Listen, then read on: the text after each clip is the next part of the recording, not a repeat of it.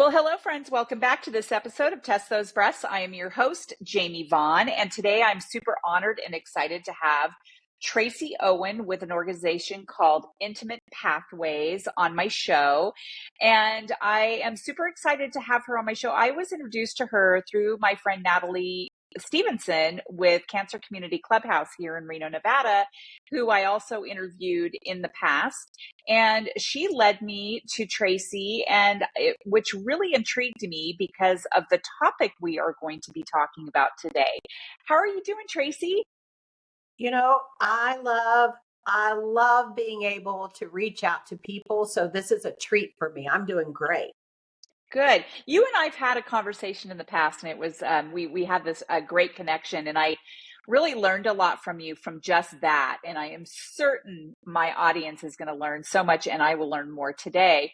But you really intrigued me because we're going to be talking about sexual intimacy with partners, especially revolving around the cancer community. And Mm. one of the reasons I was intrigued by it is because, well, I'm 56. So when I was diagnosed with breast cancer, I was 54.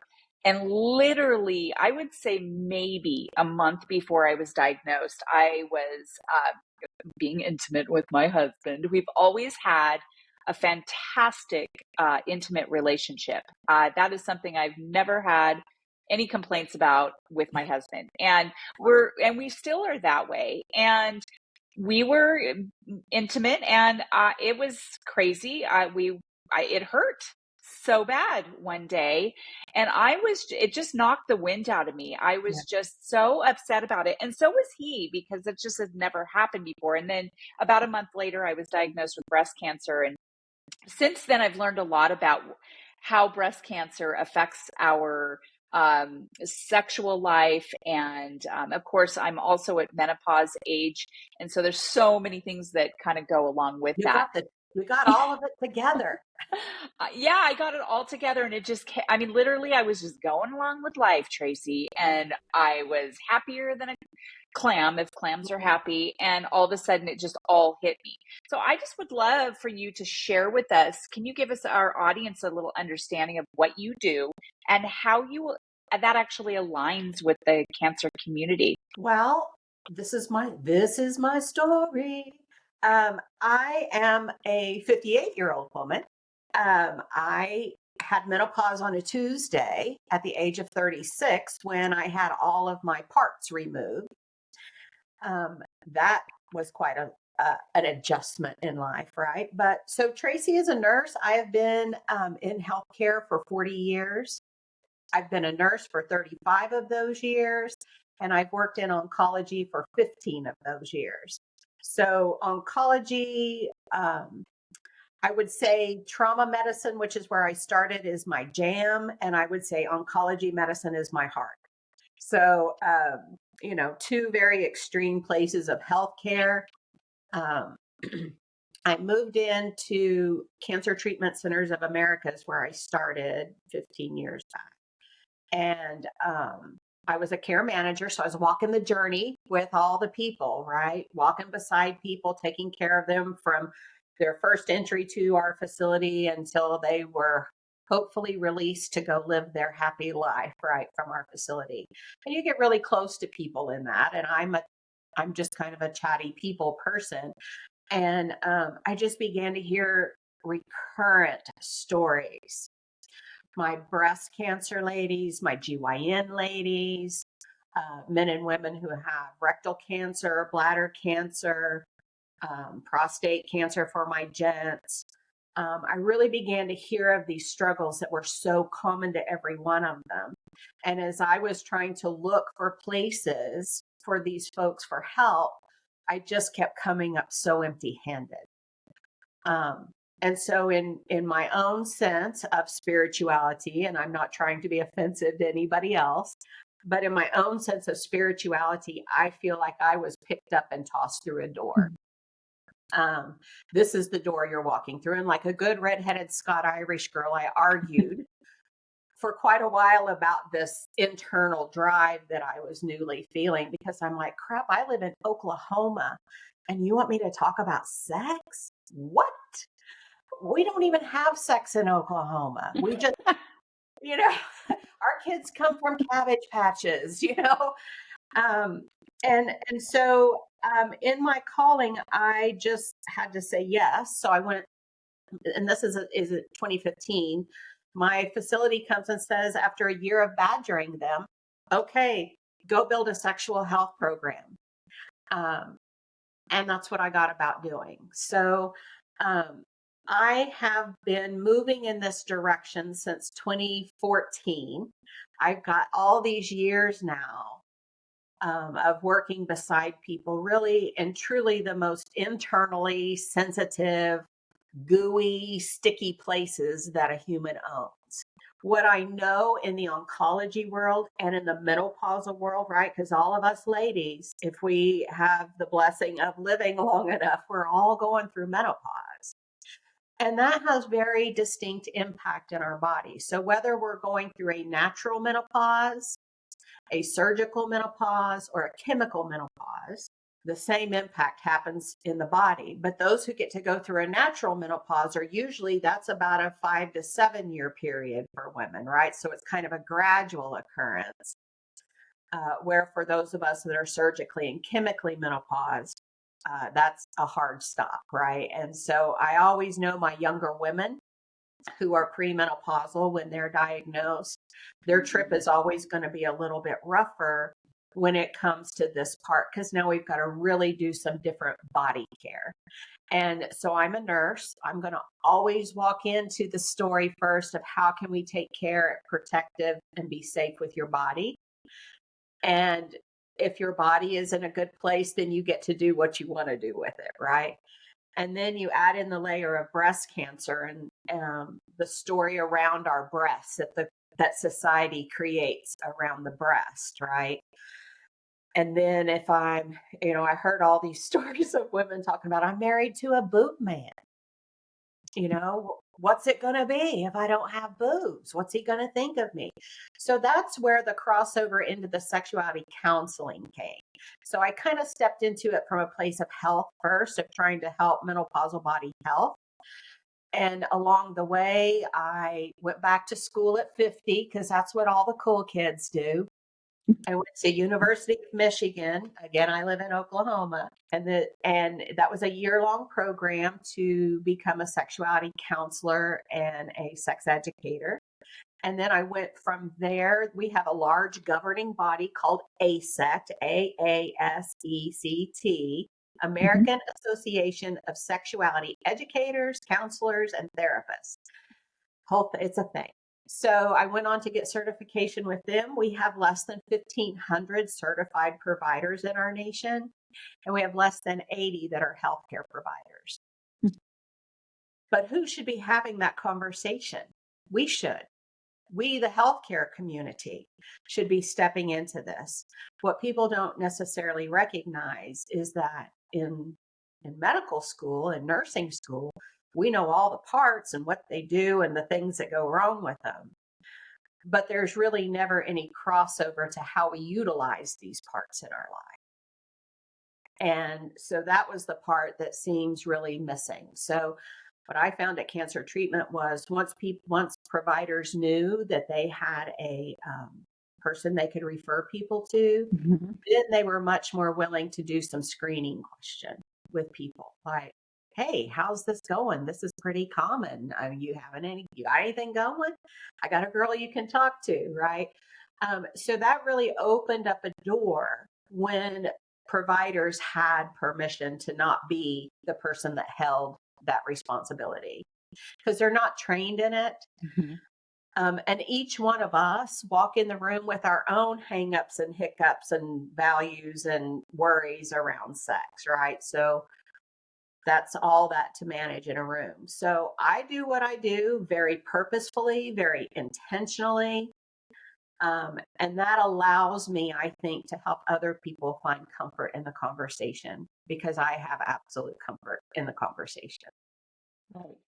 I love that you talked about how you try to work with providers, because that is one thing that Natalie Stevenson and I have talked about, and I'm sure you guys have talked about this too, how important it is for those providers to have their little toolbox, if you will, people that they can refer out, to their patients, because I never really had that. I would come in and I would be having these issues, and I didn't find out about a lot of things through my provider. It was mainly through friends, or even people like, at Cancer Community Clubhouse or Nevada Cancer Coalition, or online on Instagram or something Yeah. like that. But Yeah. I love the fact that you have that mentality. And I'm curious, do you reach out to other providers? And so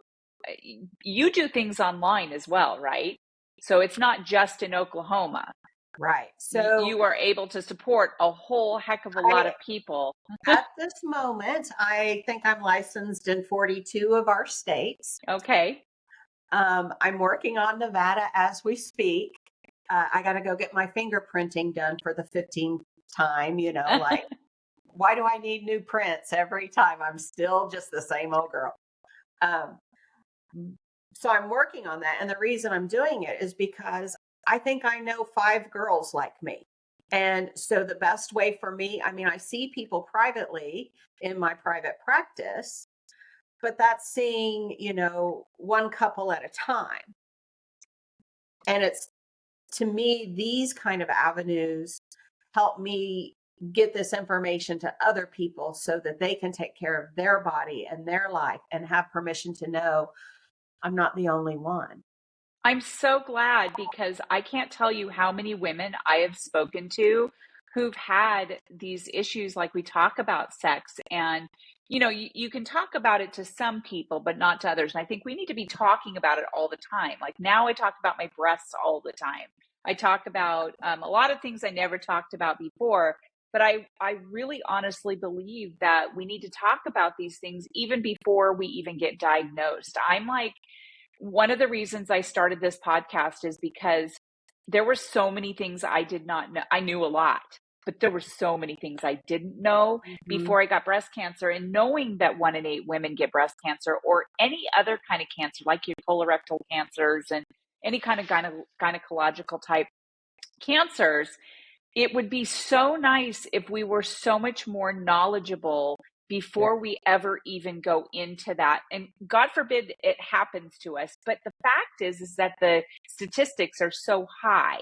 And Yeah. so I would rather just know so much more than I did. And some people kind of think, well, Jamie, why are you targeting people who've never even had it? And I think we absolutely need to, Because 1 in 8 because of us are, and it might be yeah, me and it might be my lover. yes, exactly. So everyone with boobs, I'm just saying, should be interested in, these kinds of things, and learning more about these. And some people say, well, it's not even on our radar, though. It's like, it should be on your radar. Yeah. And And how so, I yeah, how I manage that, because it is true. And when you meet with people who are brand new diagnosed, they're not thinking about sex, right? They're terrified. right. So the way I found that it worked best, which is my reason for trying to grow an army of oncology sexual health nurses, is I feel like at least every state should have one. And we should have some very great healthcare education going down of how we can open these conversations, because we don't open them. What I found when we did create a program is I started with people from the very beginning. Like, we never even made it. It was just one of the visits of the people who are on your team to help you through this event. And so from the very beginning, I could say, man, you guys are going through a lot, hearing those words. What's that been like for you? How have you managed struggle in your past? Because we want to really bring up how we can problem solve. So I try to go very proactive and let people kind of know at each step just a little bit about what was coming and how we could navigate that together as staying united and not pulling away, because couples either turn toward each other in these kind of things Mm-hmm. or they turn away from each other. And my goal is to keep people turning toward each other, because that's where we're the strongest. And I know Right. that I know that my patients will make it through their journey in a much healthier way if they're strongly connected to their mate. So how can Definitely. we help that happen? Yeah. So I feel like being proactive and letting people know, hey, this thing's coming. Mhm. Let's get ready for it. Don't be surprised by it, because I think on the journey there's so many surprises. Like I So wasn't many. expecting that. I love that word proactive. That is so me. Like that is, I want people, and again, hopefully people, there's hopefully whoever's listening to this never gets it or whatever, if they've never Amen. been diagnosed, but they're going to know someone who does, and whether Someone, it be their spouse or their, friend or whatever their family sister, member. their mother, Yeah, or, yeah. you And it know, would be nice to have that information. It's like, hey, I was listening to this podcast, all about sexual intimacy and cancer. And oh my gosh, you have to listen to this. It's really, good. And so I just really like that word proactive. Can you I'm just curious. I know this isn't one of the things, well, I'm sure that you're fine with it, but can you walk us through sort of a day in a life of Traci Owens? Like when a patient comes in, like how does that all work? Like when they first meet you, what's so going on? the first meeting starts with a phone call. And the phone call comes for reasons on both sides of the fence. I talk about sex, and I try to join people in whatever language or experience is right for them. I don't bring my own. I mean, I have my own, right? But I want to join people where they're at. So this phone call is a twofold process. Number one, I want to make sure I'm the right next step for you, because everyone has a lot happening in their life, and I don't want this to not be the right place for you, right? Like because there are some people I'm like, hey, the first step needs to be this. Then I'd like for us to tag in together. So first, I just want to make sure I'm the right person. Second, I want them to have a human connection to this very daunting feeling appointment. I just saw a couple yesterday. She had breast cancer, was diagnosed with breast cancer, and then her husband was diagnosed with cancer while Wow. she was in the middle of her journey. Wow. And so they obviously have a lot to navigate in there. And they're 3 years down the road. And they're just like, oh my God, we didn't even know that these things were possible. So starts with a phone call where we're going to connect. We're going to make it be, I want to try to put you at ease. You're coming to see somebody.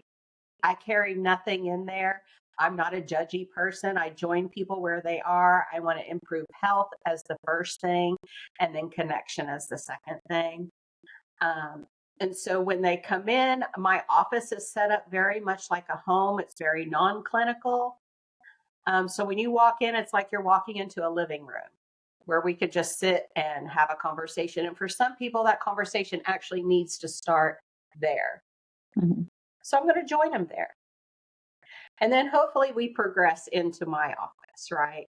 But I just want to try to, I tell people all the time, I need you to use your voice here. You're safe here to use your voice. If something I'm saying isn't sitting right, please tell me, right?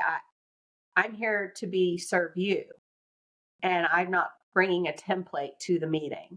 So we're going to figure it out together. So once we get together, Jamie, I gauge the person I'm with. Some people need to come and tell their story right away, right? They need to offload that.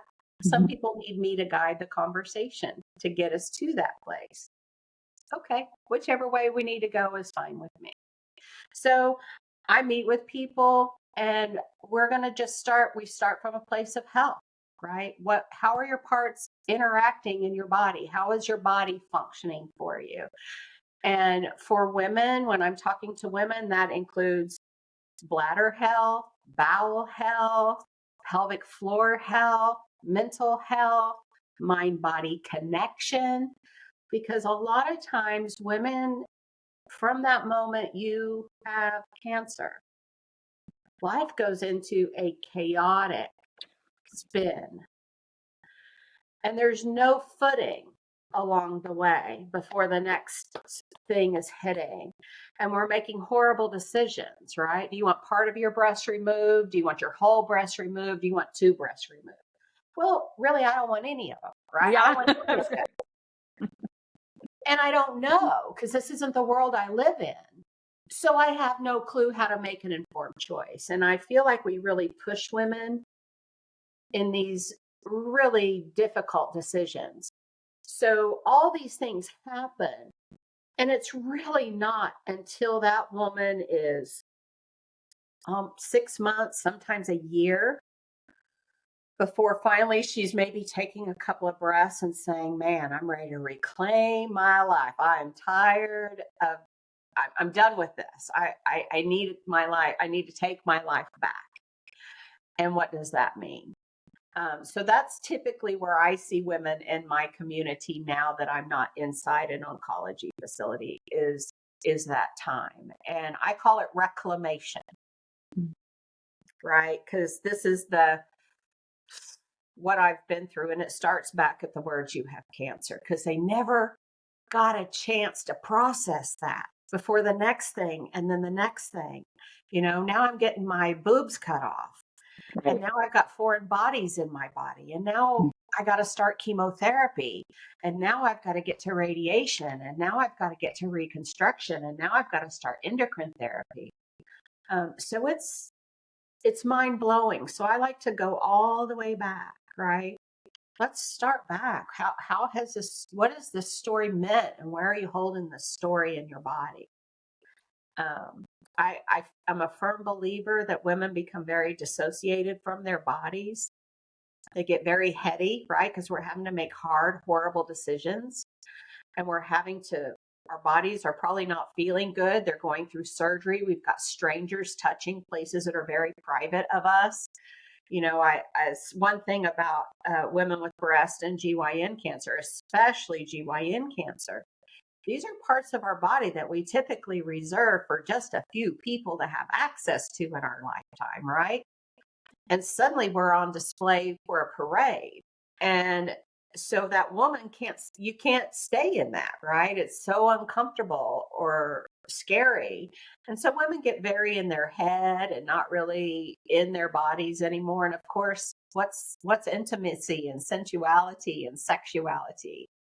That's a brain body connection, right? So I feel like one of the very first places we have for women is to help them reconnect to their own being, to be able to touch their own foreign body breasts, right? To be able to be present in their own changed body before then they can reconnect maybe to their mate.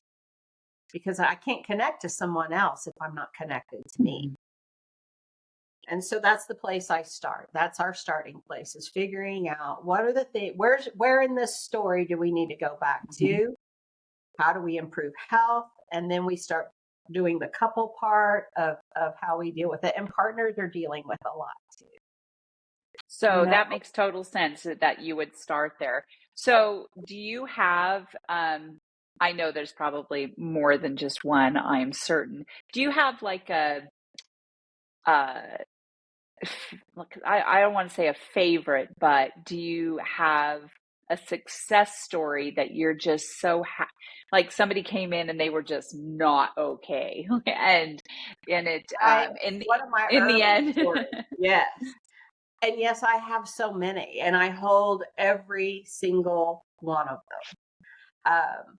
So I met with this couple. She had been diagnosed with breast cancer when she was 38, 39.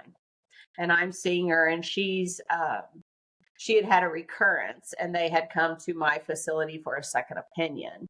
And I got, connected up with them. And then we started working together. And I saw her for 2 or 3 times by herself. And then she's like, I guess she tells her husband, she's like, you got to come.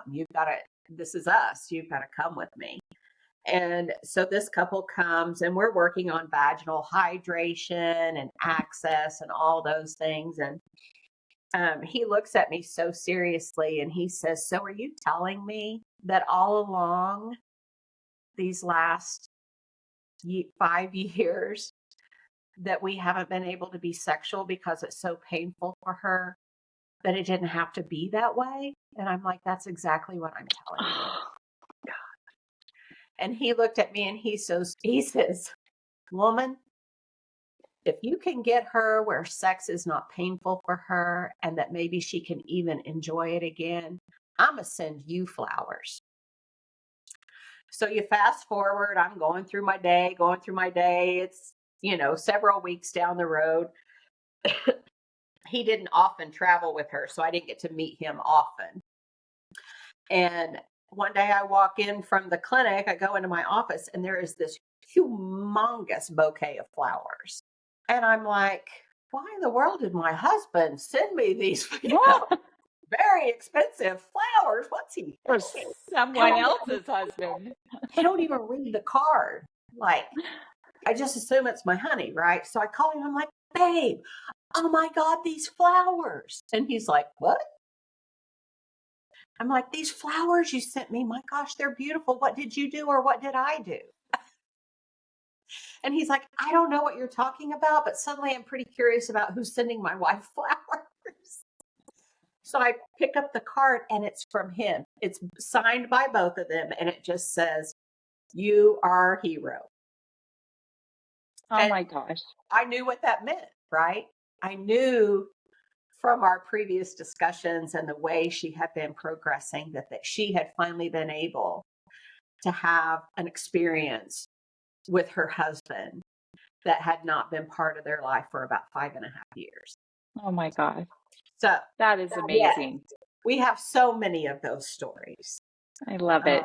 Because people, I think the thing is, so women, especially with breast cancer or a hormone positive like ovarian cancer or uterine cancer, those women are told, oh, you can't have any hormones, right? And then the conversation stops. Okay, I can't have hormone. What are the other options? And I think we leave it with women thinking there's no other option. Mm-hmm.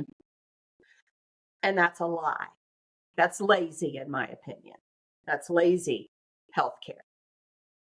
Because there are things we can do. There are a lot of things that we can do to help the health of our body, even if we choose not to do estrogen. We do have a lot of growing research that tells us that the estrogen uptake, when we only use estrogen vaginally, does not increase risk to a cancer. But there are doctors who don't believe that. Oncologists, a lot of them are pretty hard in that no still. And there's a lot of women who are like, I had a hormone positive cancer. I don't want to do nothing that might even potentially increase my risk of it coming back. Okay, so that's the decision you've made. You're making an informed decision. Now let's move on to the other options. Mm-hmm. And that's where I come in. Too, my functional health doctor that I see right now says that, there are a lot of doctors who will prescribe estrogen without even testing the levels. And he said that's so important for us to know what the levels are and not give too much, because people are over prescribing estrogen. So knowing what the levels are, knowing what your body actually does need or doesn't need is really essential. I went to a new gynecologist after I was cancer free. And I was straight up with her. I said, I had the worst painful sexual experience with my husband before I was diagnosed. And I was just shocked. Like I didn't know anything about it. So I have a lot of friends who have gone through menopause and it just lasts forever. That was not me. It was like just all of a sudden.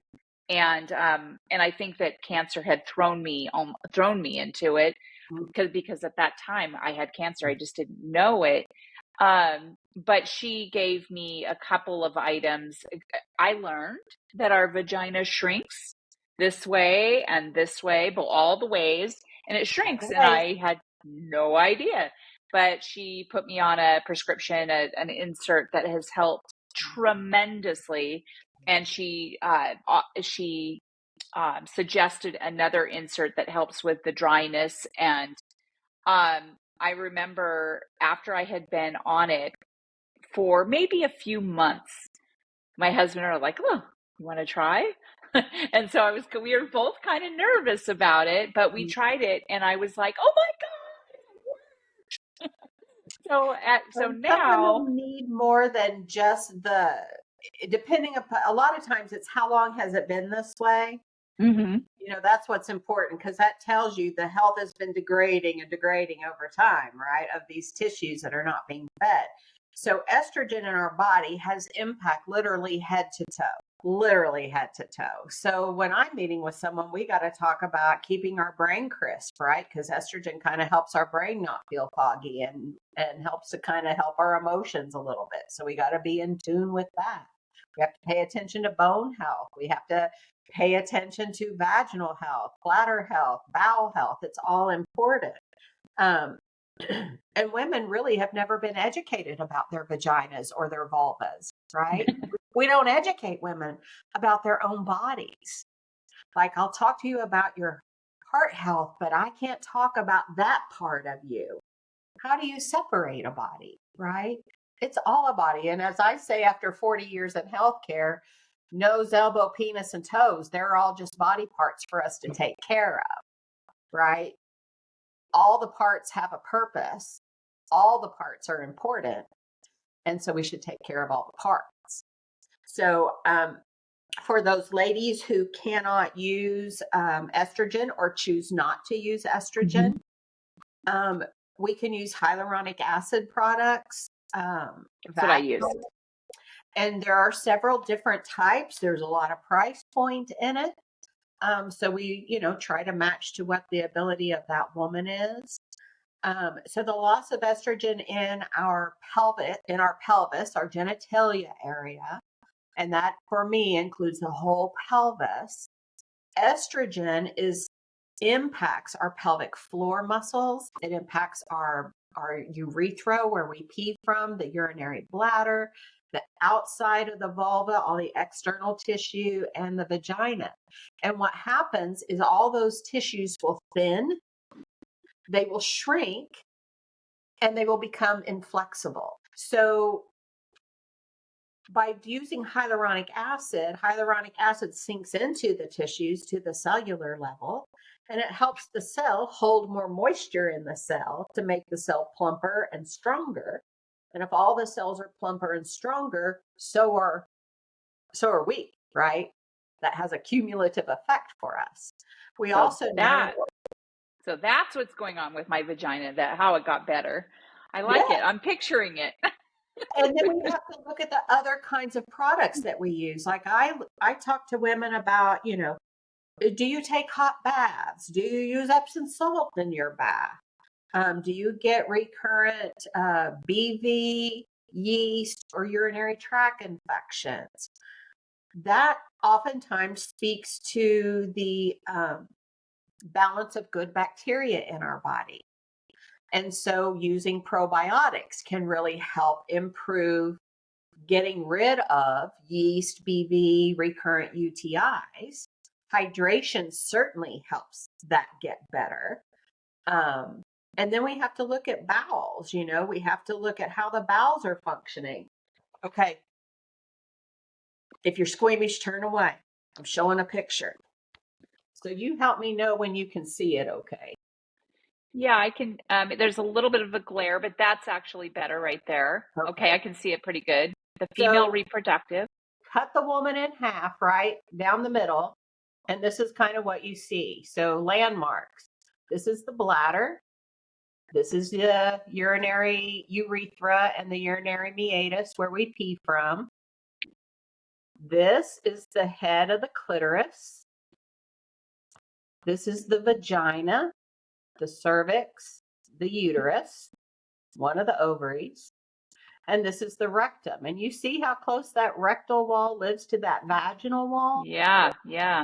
So women with chronic constipation will have pain with sex, and it may or may not have anything to do with health of the vagina. It may be because this this rectum is staying so distended with constipation that it's pushing into It's the stomach. pushing.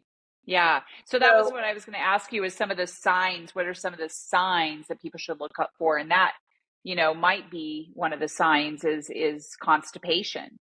so So, chronic constipation, we need to find a way to help our bowels work more routinely. Period. End of conversation. People always laugh at us nurses because we're so bowel and bladder focused.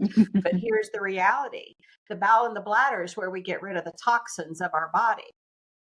And so if we're not pooping, then those toxins are staying present in our body. And we don't want them there. And they're uncomfortable there. And they don't do our body good there. So we should be pooping at least every other day. Mhm. And if we're not pooping at least every other day, then we need to seek intervention. Here are some of my favorites. First thing, what's your fluid intake? How much fluid are you actually getting? And I'm not talking coffee or tea because those have caffeine, which are dehydrating. Water, Water. and fiber.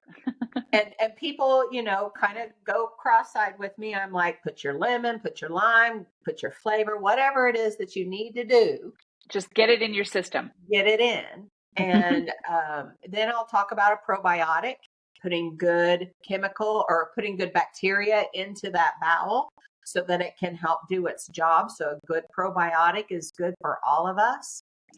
We're also going to talk about movement. How much movement do you get? Sitting causes constipation for people. It just does. So how much movement are you getting? And then if they have a lot of struggle, we can also talk about massage of the abdomen in a very specific way that helps to increase peristalsis or movement. So Okay. those are the things for the bowel. And if the bowel's not managed well, sex doesn't feel good for women. I can imagine. Yeah. That makes total sense to me. So And that, then yeah, when and then bladder, if you have recurrent, like if every time we have sex, I feel like I have a bladder infection or I get a bladder infection, or I just feel really raw and irritated for a couple of days after, that's telling us that the friction of sex is going against unhealthy tissues. And we just need those tissues to be healthier so they can tolerate the friction. Then we need to talk about lubrication, because in a female body, lubrication, vaginal lubrication, comes from the cervical cap, like that little cervix makes a lot of our natural lubrication. The vaginal walls make lubrication. But when we don't have any hormone, we don't make that. Or if we lose that cervical cap from a hysterectomy, right? There's a big maker of that. So lube is our friend. We should all Mhm. use lube. That's what I was told. Like my husband and I never used it before all this happened, and we just didn't feel the need, or I don't know. But my gynecologist said no, everyone should be using lubrication, and she gave me some really good stuff. So What's your favorite? it's called two. What's it called? I'll have to I'll have to look it up. I definitely suggest it to anyone. It's pretty popular, and I've heard a lot of other people, but I will let you know. Well, I am a lube lover. I have a Oh, whole, when people come into my office, they will always leave with some lube samples. okay. So what kind is it? I have different kinds depending on the woman. If I have a woman who's really sensitive, Uber lube. I love that stuff. It doesn't smell. It's silky. Yeah, I got it right next to my bed. So here's the good about Uber lube. It feels lovely and it Hmm. leaves a nice softness to the skin after. So you get some after protection of it.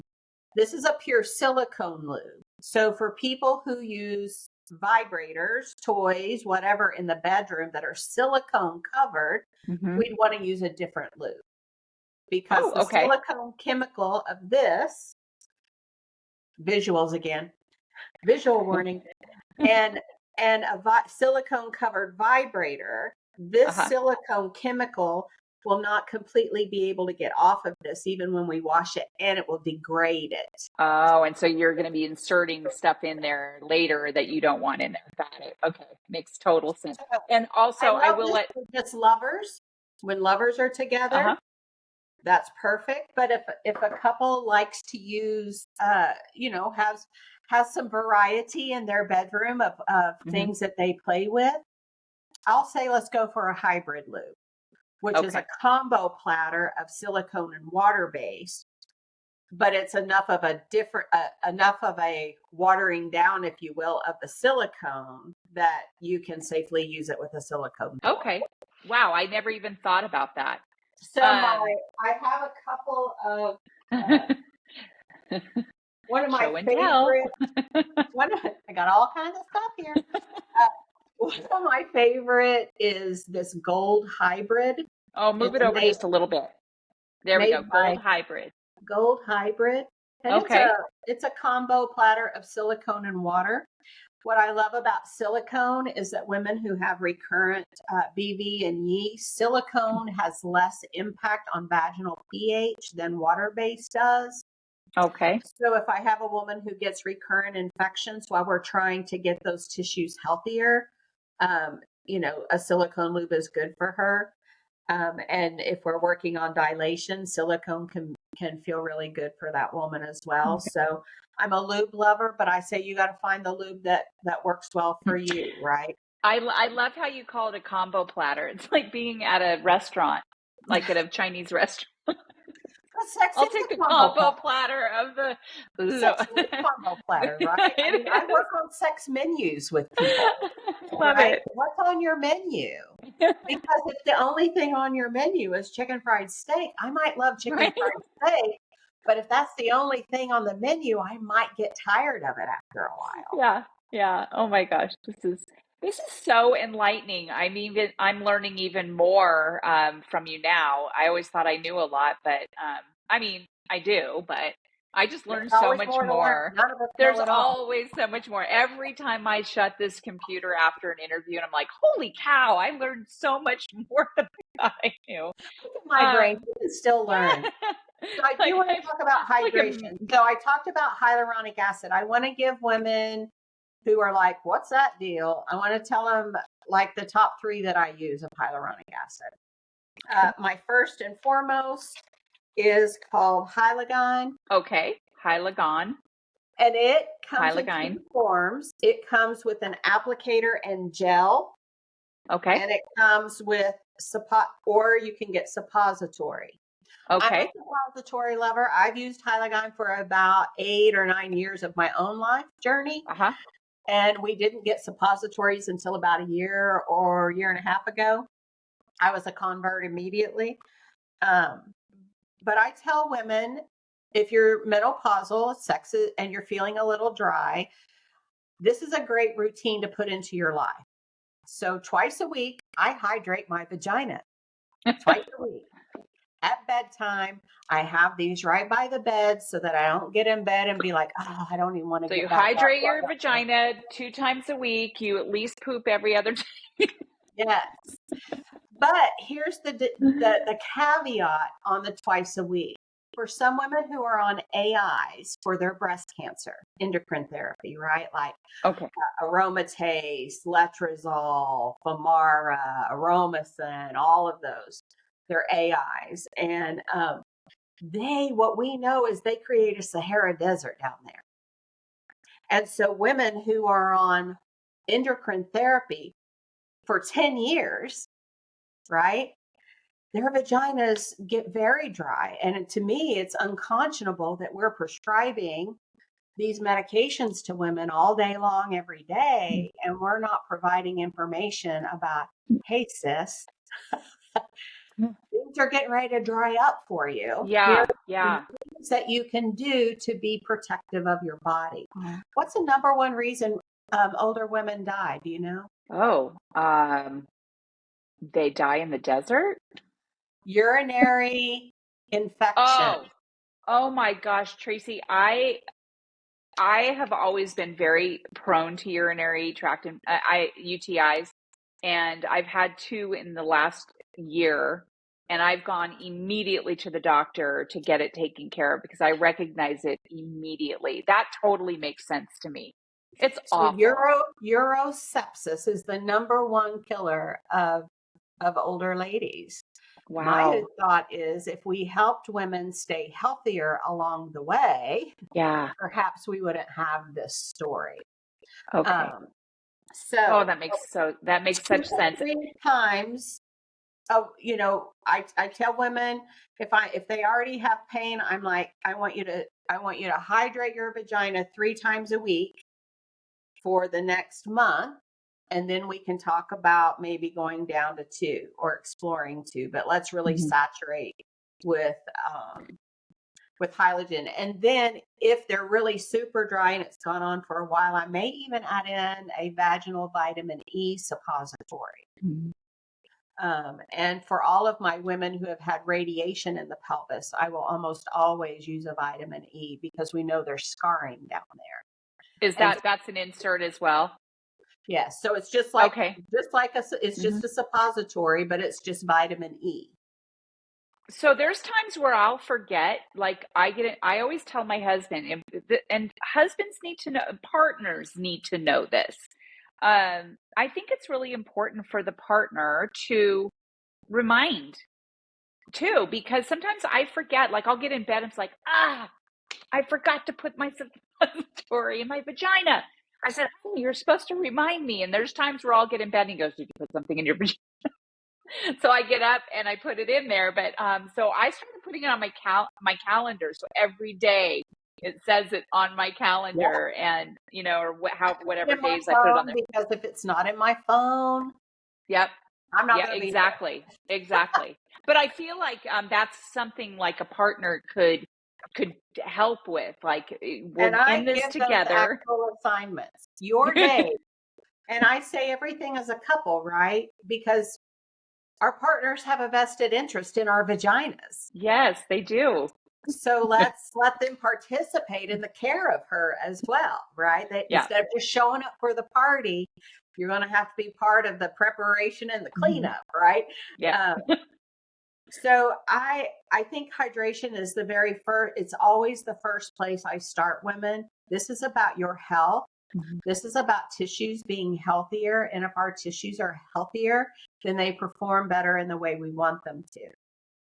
The next thing I always go to is vibration. And this can be a real stretch for some people, right? But we don't have to use a vibrator for the intent of orgasm and pleasure unless it's Mhm. okay for us. Like I tell women, I'm going to ask you, I'm going to give you options and choices and information, and you're going to do what's right for you.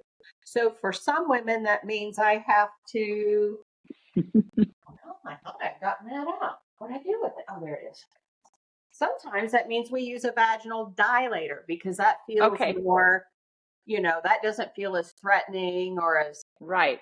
whatever, And right? there's different sizes. So I bought that from the very beginning, and it's So this really is meant to. this is the Dr. Laura Berman Oh, dilator move set. move it over a little bit. There we go. Okay. So Tracy, just so you know, like I do put these videos on YouTube. So all the other platforms are audio. So to my audience, if you want to see what Tracy is showing, go to the YouTube channel Test Those Breasts podcast, and then you can see us talking. You can Good see our point. faces and us talking about sex. Well, yeah, because you want to see the face of the chick who's having Right. these conversations, right? Like, who's this girl? So this is what a base of a dilator looks like. It's about the size of a man's finger, I would say, in size. And so that's level 1. This vibrates. What does vibration do? Here's the vibration story. Vibration increases blood flow. Female genitalia, just like male genitalia, needs to become erect for it to feel good, right? Right. That's the sensory pleasure response part of it. So if we're just trying to hardcore go straight into sex in a postmenopausal woman, her body isn't prepared. And that's the problem when we rush through sex. Because as a menopausal woman, sex starts, for everybody, sex starts in the brain. And the brain is what triggers the cascade of events down below. If we don't give that time, that transition when we were younger, that was a much quicker swing, right? but it's a slower transition now because we don't have those hormones to mediate that message. So vibration helps to prepare the female body for sexy time. Okay. So I'm Good. all about the Good to body. know. And that can be one that we use on the outside. That can be one that can be used inside or outside.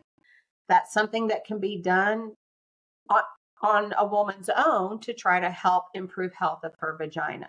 So I have a dilate. question. I have a question for you, Tracy.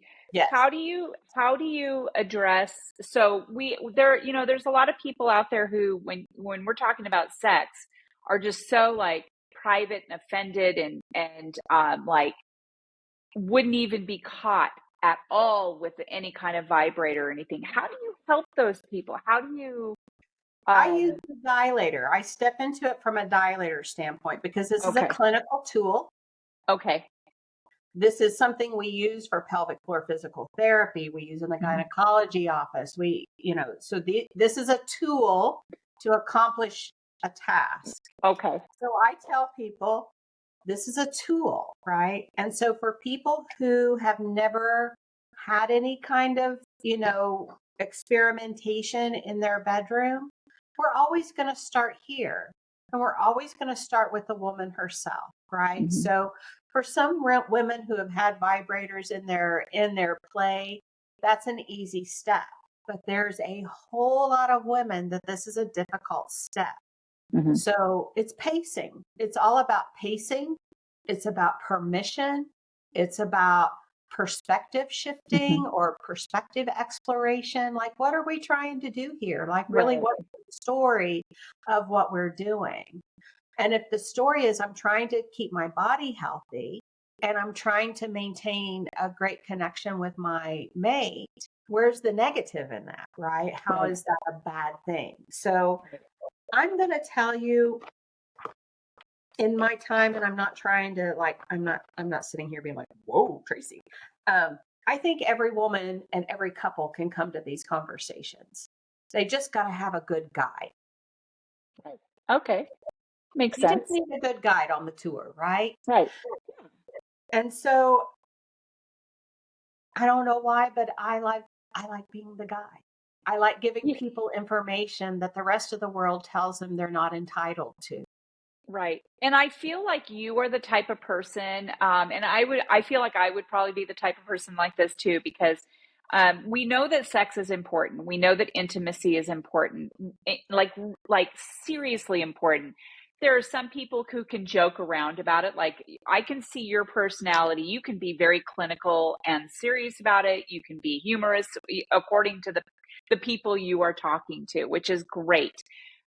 My biggest, I want to, I think part of the reason I wanted to have you on this show is because I wanted people out there who are in a situation where sex is not fun, intimacy, they can't even see themselves in a situation where it feels good again to be with their partner. I really feel like this can help them understand that it is possible. Yeah. And with the right tools, with Yeah. the right therapist, they can get back Yeah. to a place maybe even better Maybe than they even were before. Right. so once we Right. open up conversations and take some of the fear part out and we connect, then because to me we have to feel really safe to each other to have curiosity and try different things. And so the first place is making sure that that couple feels safe together, because once they do, then what they choose to do together um, is better, Yeah. right? Because we're not holding ourselves to some impossible standard or expectation. Yeah. And we're not bringing expectations to the bedroom that don't match our body's abilities. Right. So we Well, got to meet our body. I do want to let the audience know, like for me, I had a double mastectomy and reconstruction. I've had the deep flap, so I have my own tissue and skin, but I've lost sensation in a lot of parts of it. I know it's there. It feels natural, all the things. My abdomen is definitely has lost feeling. But I will say that my husband and I, whether we're having sex or not, we are intimate, and he is very good at making me feel really good about myself, and which makes me feel good about myself. So I want to tell my audience that if you are in the situation where you are faced with mastectomy and reconstruction and all that, you can get to a place Yes. with your partner that you feel better about your body. And again, I really hope that people are able to reach out to get that help. I mean, we need therapists for different things. And I feel like this is a really good way to go about it with you.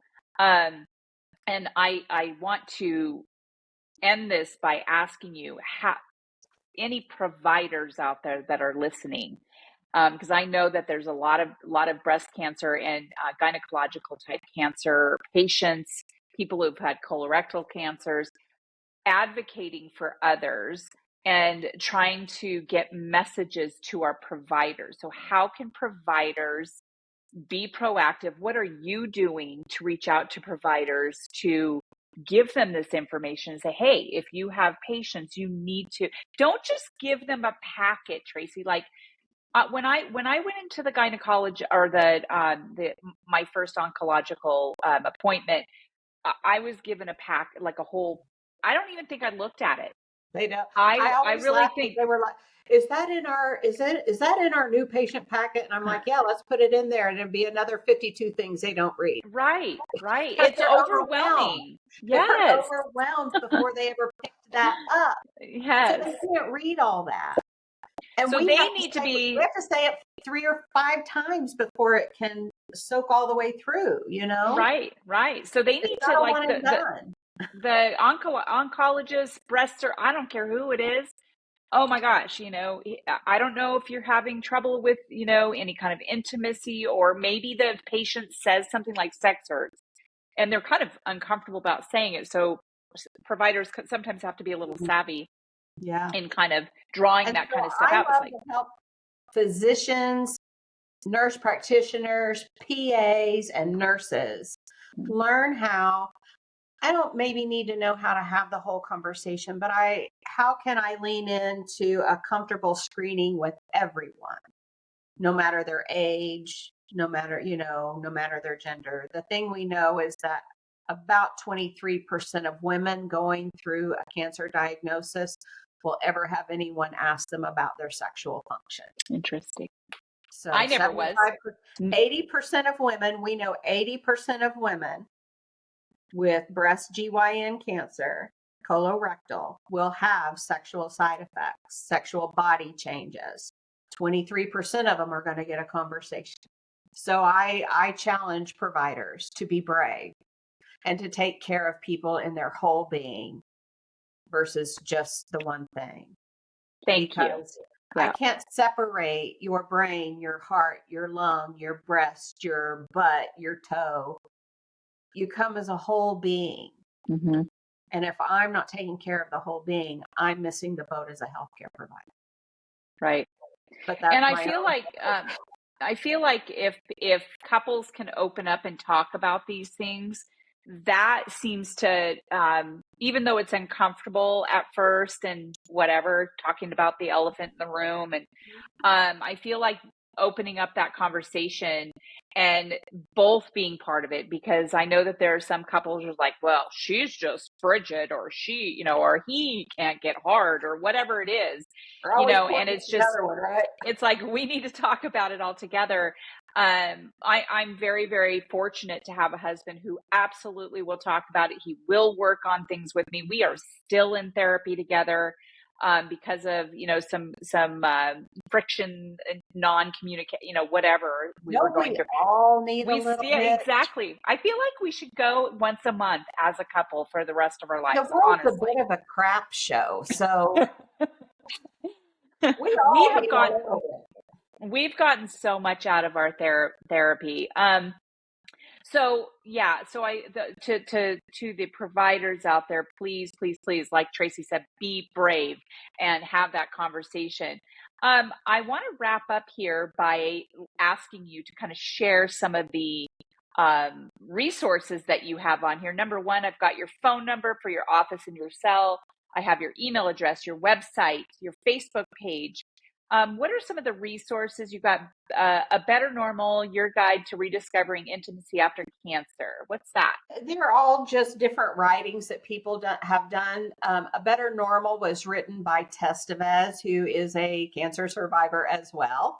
Okay. So she has lived experience in it. She's also an OT who does sex counseling. So that book speaks twofold, right? Like she's had the lived experience. And so I think that's good. And then, I think different resources hit for different people. All resources aren't, different people have different tolerances of reading. So really just trying to understand what people's particular worries are and trying to shift them to information that's good for them. I'm happy to send you just a list of resources that you could put out to your people. And I'm happy for people to call and ask for resources, What I want to say to women and to couples that are hearing this, if you try to step into these conversations and you struggle, please don't just walk away. Accept that as now's the time. We've tried it on our own, and what we're trying isn't necessarily giving us the result we want. Let's see if we can find somebody to be on our team, because sometimes just having a little bit of a facilitator get you through conversations and point things out along the way helps us learn how to communicate so that we can hear each other. Good. I love that because from the last I heard, and I could be wrong. It's been known to happen. Isn't it like 40% of couples split up in these kinds of diagnoses? And it's a lot of times it has to do with communication. Maybe they didn't have a connection or the before. body has changed and we haven't adapted our style. Mm-hmm. We're still trying to do things the way we did in our different bodies. And we haven't brought it to the body we're in today.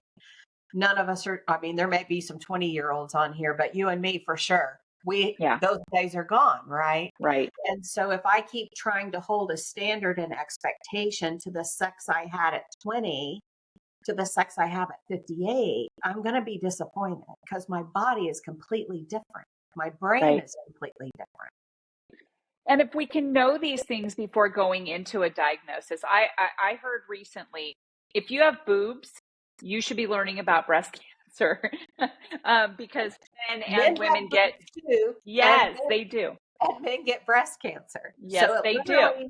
Just like me, it applies to everybody. Yeah. Right. So Not knowing that, so knowing that if a everybody. couple goes into breast cancer, regardless of who gets it, whatever, and they have this understanding that, hey, it's probably going to be really kind of tough on our relationship. We need to stay cohesive. We need to communicate what we're going through, how we're feeling, and things like that. And so, gosh, Tracy, this has been amazing. Let's do it again. Yeah, I love it. So let's plan a get into it kind of a conversation after we broke the ice just a little bit. Sure, I would love now that. And the first base together. Let's go ahead and keep moving around the bases. I love it.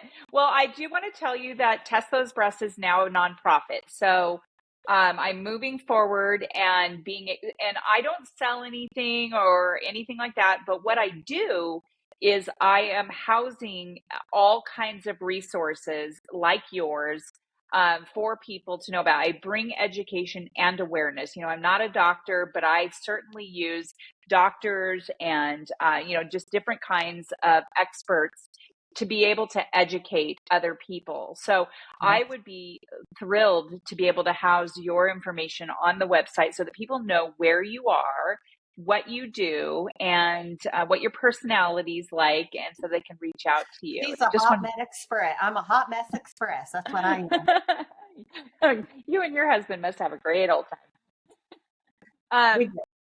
We enjoy our life together, I think, Sure. Now through the years at 62 and 58, Love it. Love it. My husband's 62. I'm 56 and he's 62, 62. So, Okay, Tracy, thank you so much. I Thank really you. appreciate your being on the show. And absolutely, we can talk about other avenues that we can talk about. And Sure. I would love to have you back on the show. And thank you very much. Is there anything you would like to leave us with? Love yourself gently With lubrication. with lube. All right. And to my audience, I really appreciate your being on. Please check out Tracy's resources and her contact information on Facebook and her website. And I really appreciate it again for you joining. And we will see you on the next episode of Test Those Breasts. Bye for now.